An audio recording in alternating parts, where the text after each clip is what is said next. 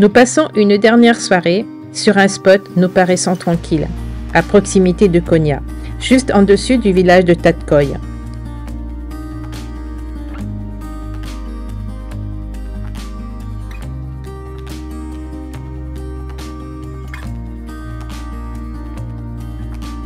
La nuit ne sera pas sans incident, puisque réveillés par des coups de feu, nous partons précipitamment nous réfugier sur le parking du village.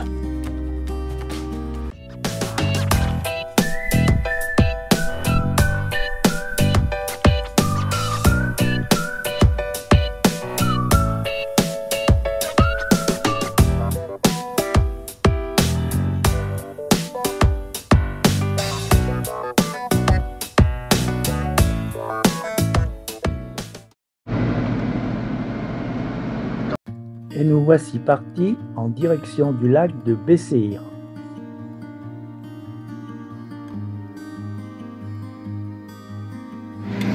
Dans 500 mètres, prendre à droite sur 16 441, Sokak.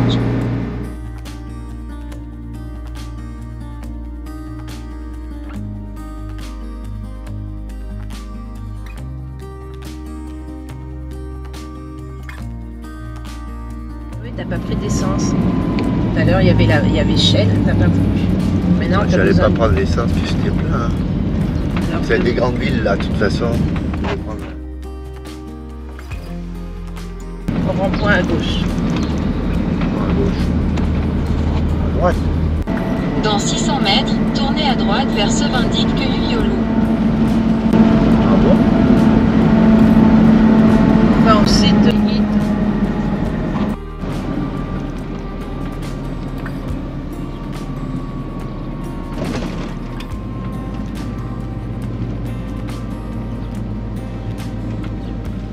Un petit détour sur le site d'Eflatun Pinar pour admirer sa magnifique fontaine datant de l'époque hittite.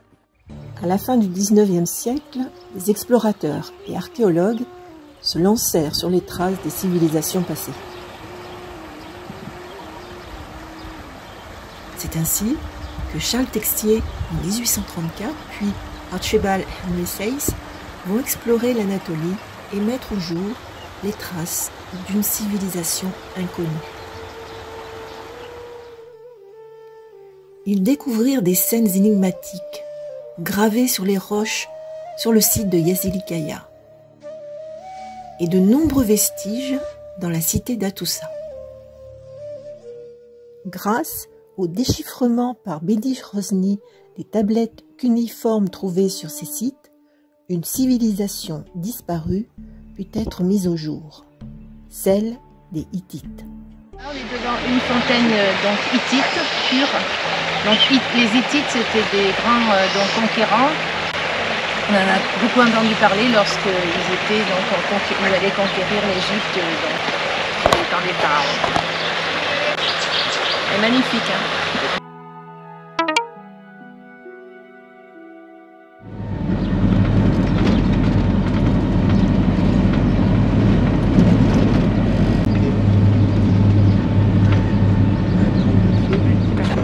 J'ai trouvé que ça pour remplir l'eau du camion. Ouais, bah j'espère qu'il y a de l'eau au fond, hein.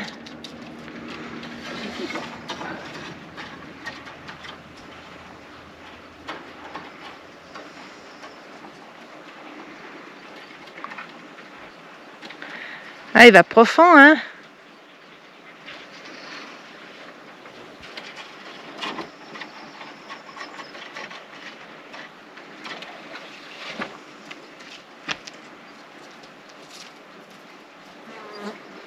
Alors? Et là, s'il n'y a plus d'eau. Il n'y a plus d'eau. Ah ouais.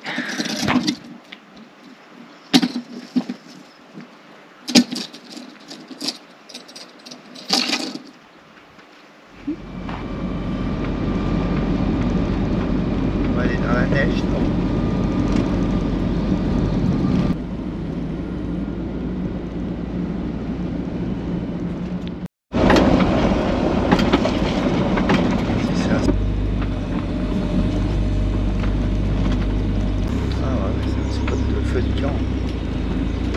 Oui, ça sert bien d'aller auprès de l'eau. Tu veux faire des trucs de l'eau.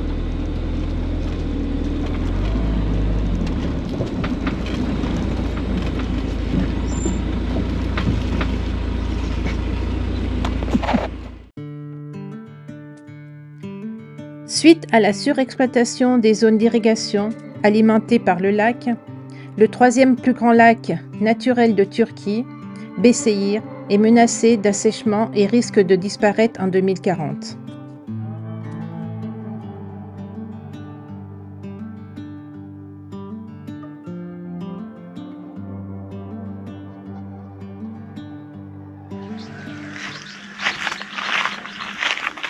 En définitive, ça va mon étendage.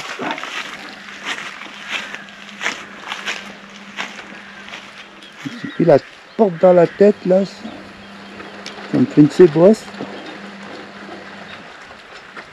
On a un deuxième étendage.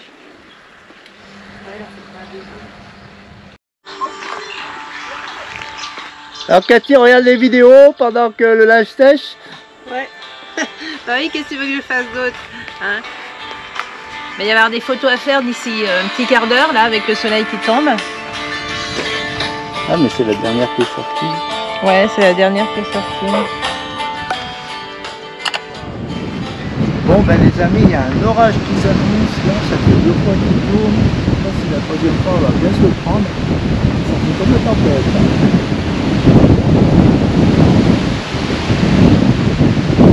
C'est live quand même, en espérant que ça sèche.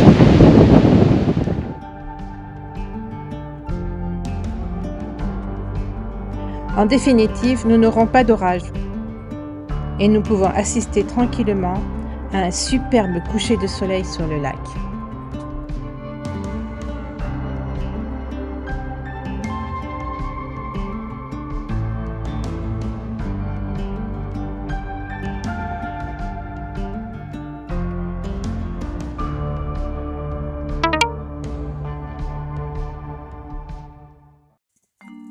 Nous quittons le lac Beyşehir pour nous rendre sur le lac Igdir.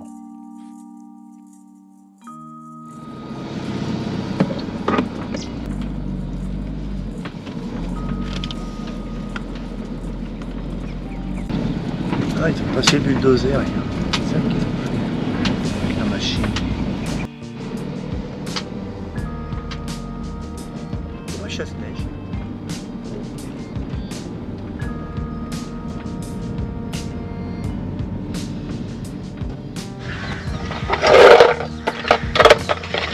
On n'a pas eu ce type de robinet.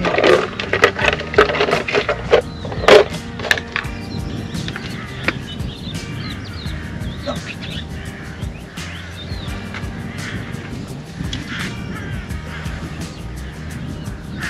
Je peux rien faire. Il faut démonter pour la place. Du coup, on abandonne. Notre itinéraire passant par la montagne, nous trouverons des points d'eau très facilement.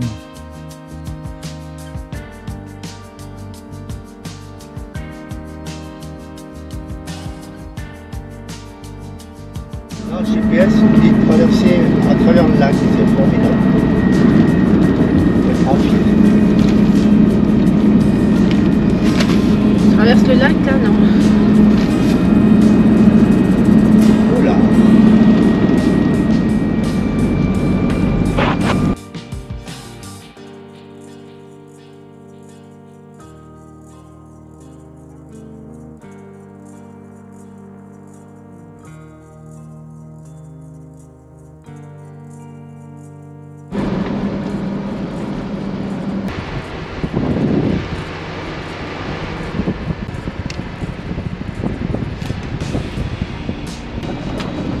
C'est l'ancienne route, tu vois, passer là-bas.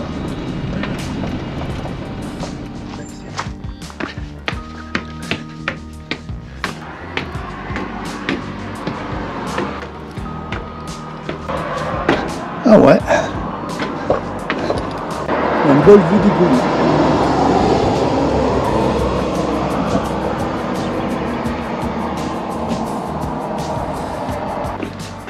Tu montes pas voir le Goulou? Ah mais t'es là-haut toi?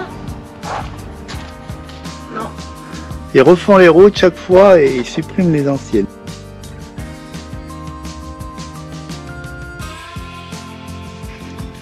Dernière vue du Goulou. Ouais. il y a des îles. Personne.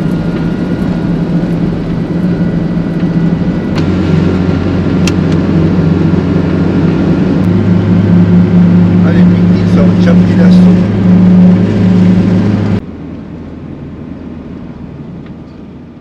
La maison brisée.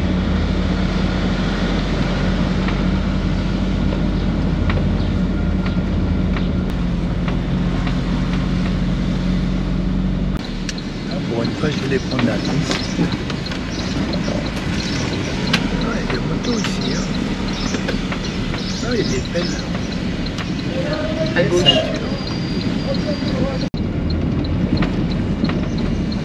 Les pédards.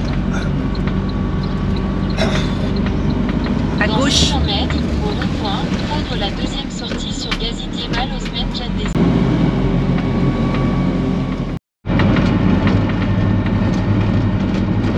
Non, mais il y a un passage. Hein. Les montagnes. Ah, il y a un Ouais, mais barrage. avec toutes ces modifications, je sais pas si la piste elle existe encore. Hein. C'est des ponts. Il y a de l'eau là. On peut remplir un réservoir seulement. On remplira l'autre dans la descente, non? Hein? On n'a pas besoin d'avoir de l'eau dans la montée. Ouais. C'est bon? C'est ça que je te dis.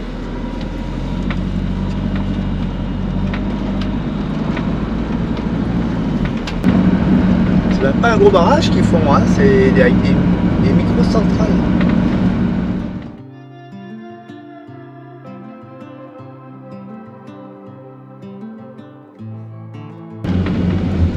Voilà, tu conserves des fontaines un peu sympas, tu vois. Même tu remplis au bidon, c'est pas grave.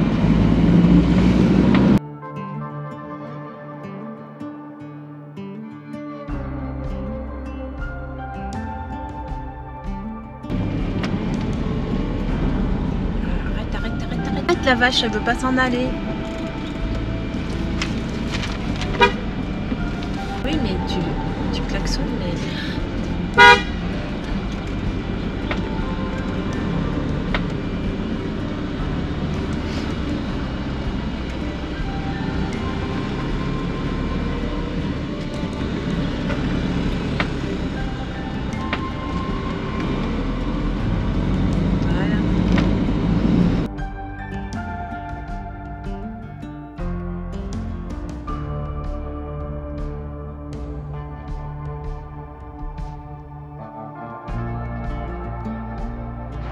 Voilà, donc on est en pleine montagne et on va prendre de l'eau.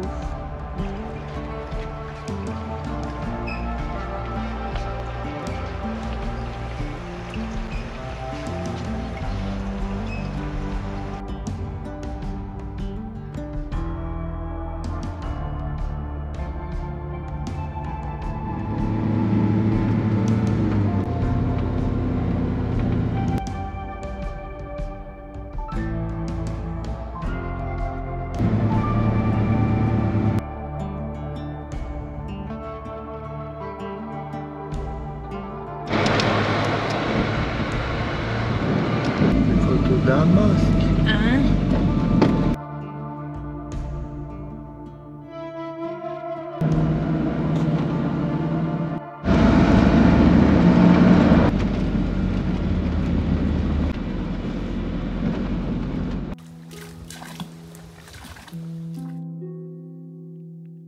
Encore un bel endroit plein de quiétude pour le repas de midi.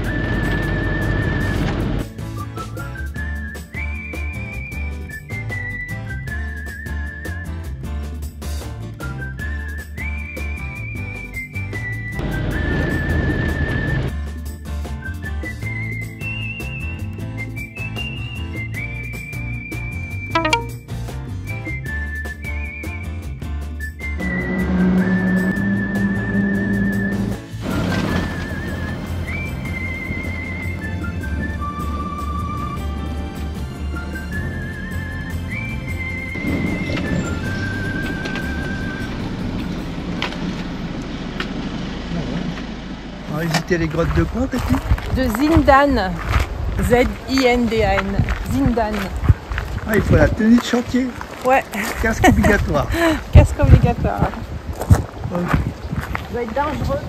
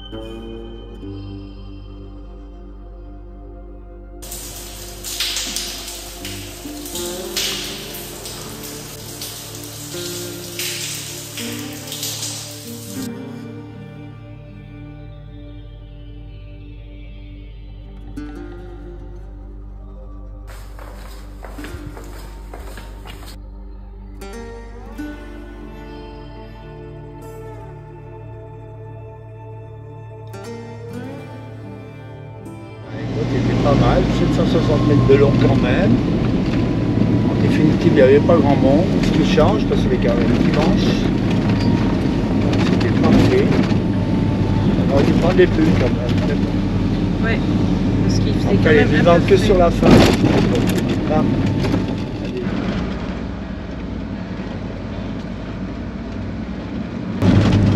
Ouais, j'arrive tous maintenant. Dis donc.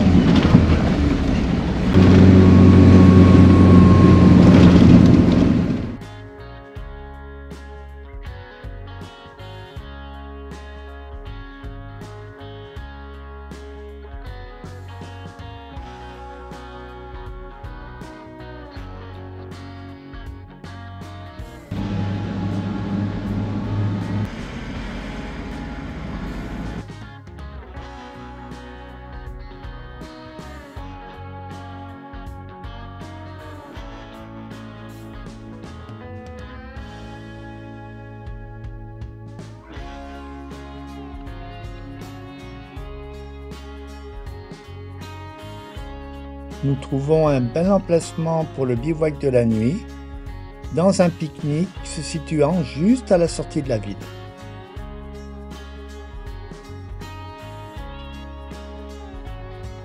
Le lac d'Edigir a une longueur de 47 km pour une largeur de 17 km. Situé à 900 mètres d'altitude, sa profondeur varie entre 10 et 14 mètres.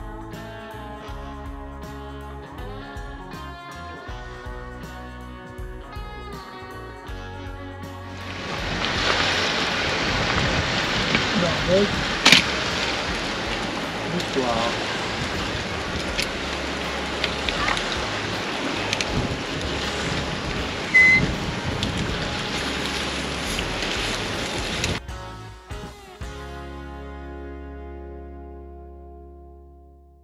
Alors, j'avais prévu d'aller là. Ça doit Il est où, aller ce là, Gouli Gouli. Il est où ce Gouli? On part sans avoir les freins gonflés. Tu vas te laisser passer qui?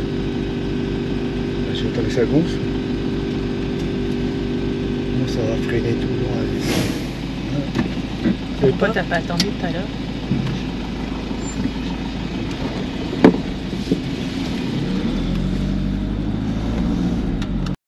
Prendre la direction nord sur station Djadessi. Continuez pendant 6 km.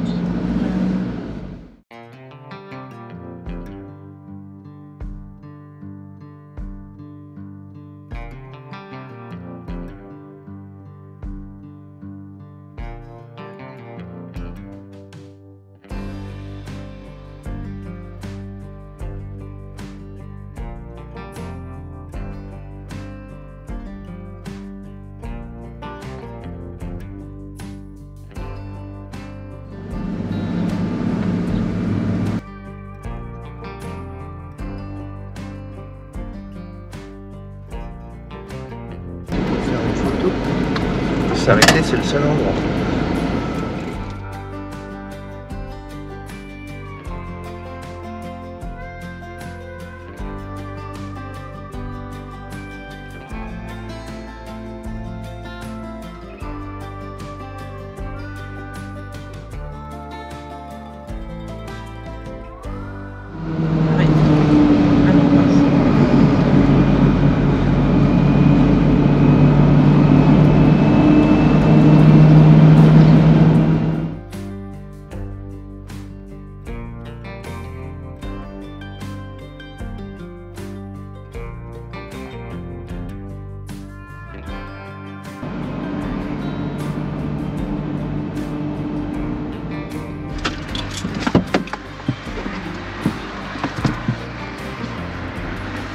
Pas bouger.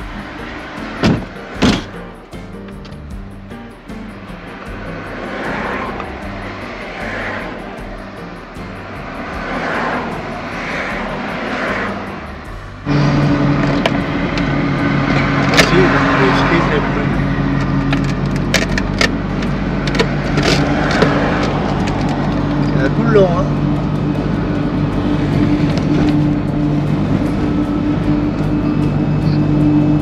Voilà, donc on s'est acheté un peu plus d'un demi-kilo de cerises burla. Ouais, un demi, 1 kilo. Ouais, non, moins de burla, qui sont excellentes. On va les manger. Ouais. C'est C'est vrai une vendeur cerise tout le long. une vendredi de cerises. Et tout le long, il y a des petits vendeurs. Il y a aussi des sortes de prunes vertes, comme ça là. Ça n'a pas le goût de la prune, ça a le goût de la pomme, on dirait une petite pomme prune, je ne sais pas trop ce que c'est, mais c'est délicieux.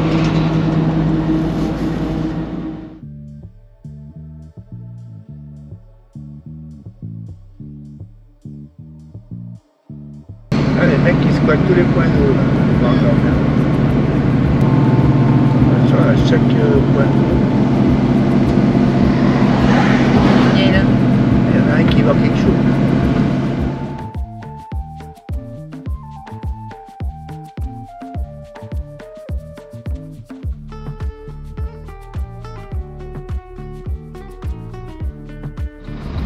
Dans 500 mètres, prendre à droite sur Mehmetçik Caddesi.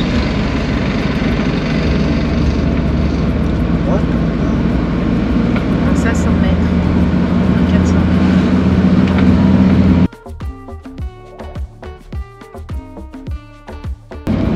Voilà ce qu'ils font. Ils remontent hein, dans la montagne. Pour la chaleur.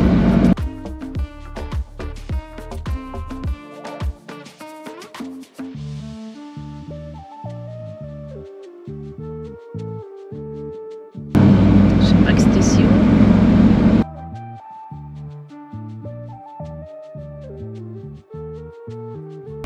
Ça c'est le mont Taurus.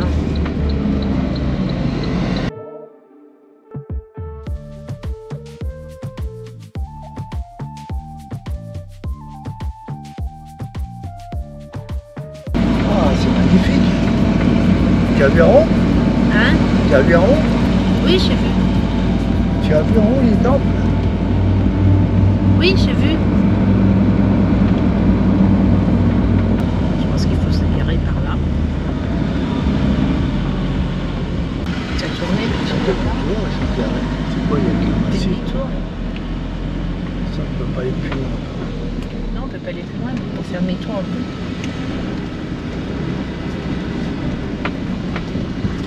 Je vais descendre.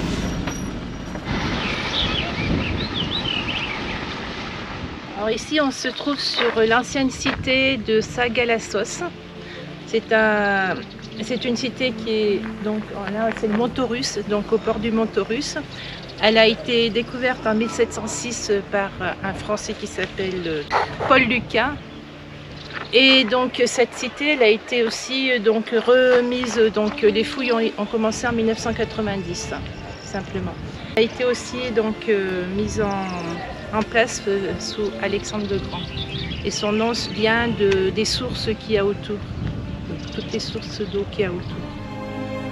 Perchée dans les montagnes du Taurus occidental, l'une de ses villes principales, Sagalassos, fut hellénisée par les successeurs d'Alexandre le Grand depuis le IIIe siècle avant Jésus-Christ. À l'époque romaine, Sagalassos va connaître pendant plus de 3 siècles une prospérité inégalée, une prospérité qui se poursuivra jusqu'à l'époque byzantine.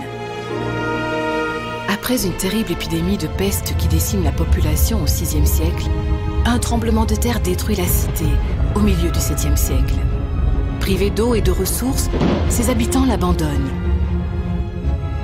Au fil des générations, la mémoire de Sagalassos s'estompe, puis disparaît.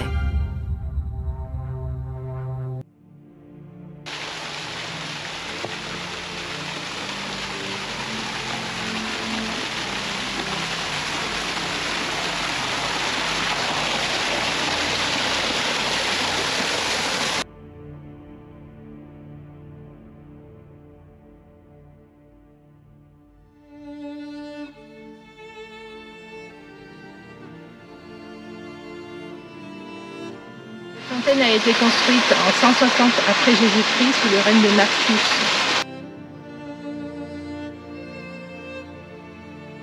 On se trouve devant une nécropole où on entreposait des urnes funéraires.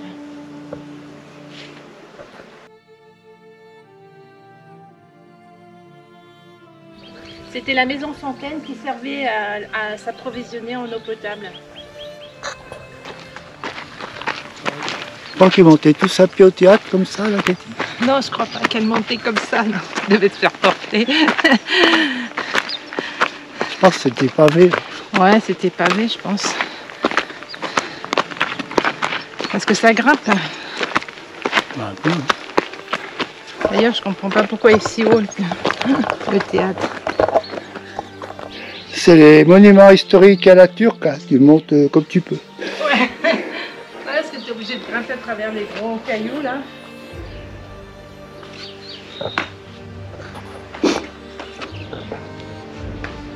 Ah oui, ben ça vaut le coup de monter. Ah, il est pas mal encore conservé. Il est beau, hein. Ça va être petit resto. On aura besoin d'une petite restauration.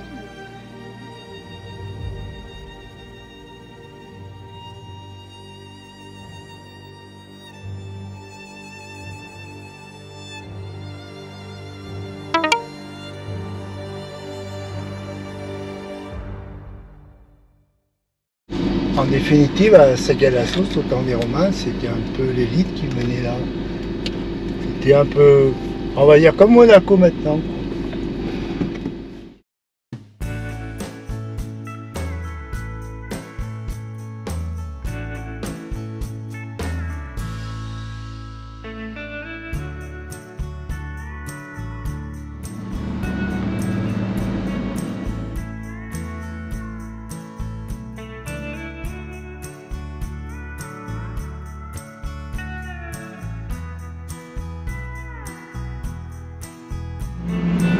Ça en Turquie, j'adore.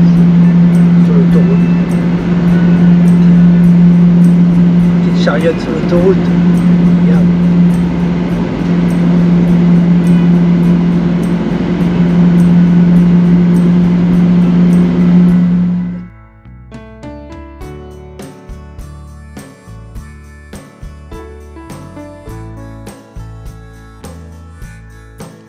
Nous nous installons pour la nuit sur une aire de pique-nique. En effet, les rives du lac étant protégées, le camping sauvage n'y est pas autorisé.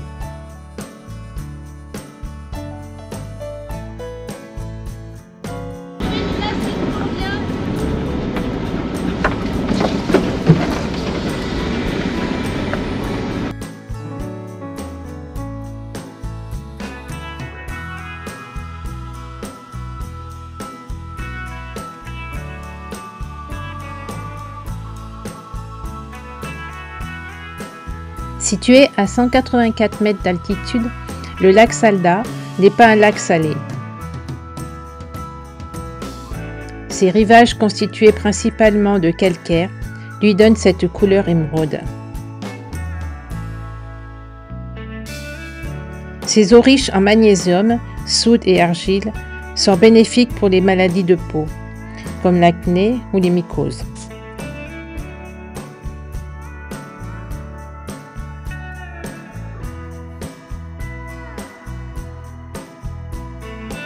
Le site est protégé depuis 1989. Il n'y a pas ou peu d'hébergements en dur, mais des espaces pour camper.